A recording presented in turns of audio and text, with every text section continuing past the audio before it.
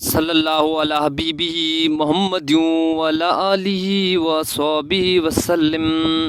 الصلاۃ والسلام علیک یا رسول اللہ۔ درود نہ پڑھنے والوں کے لیے 15 سزائیں۔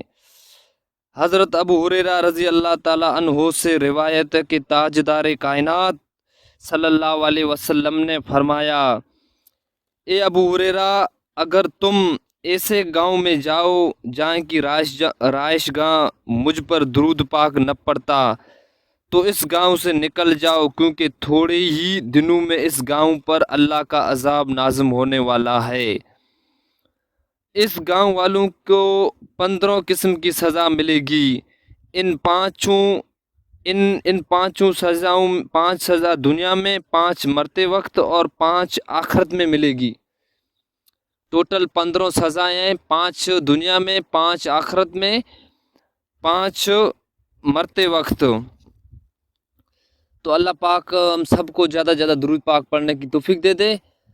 تو دنیا میں جو اس کو 5 سزا ملے گی، ان کو رزق میں تنگی میں مبتلا کیا جائے گا، ان کو وباؤں کی اشاعت نازم کی جائے گی، ان پر اچانک موت آئے گی، ان پر رحمت کی بارشیں برسنا بند ہو جائے گی، ان پر ایسی تنگی آئے گی کہ اپنے اولادوں کو بیچنے کے لیے ان میں سخاوت کی توفیق ہی نہ رہے گی۔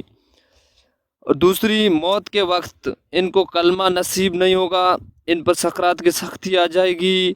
تو اللہ پاک ہم کو سب کو زیادہ درود پڑھنے کی توفیق دے دے۔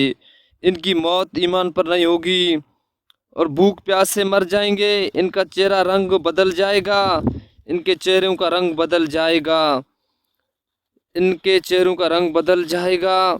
آخرت میں ان کو جو سزا ملے گی وہ فساد اور لوگوں کے ساتھ کھڑے ہو جائیں گے، ان کے اعمال نام دائیں ہاتھ میں ہو جائیں گے، دیے جائیں گے، ان کے گناہوں کے پلڑے بھاری اور نیکیوں کے پلڑے ہلکے ہو جائیں گے، پل صراط ان کا گزرنا بھی مشکل ہو جائے گا، جہنم میں فرعون کے ساتھ جل جائیں گے۔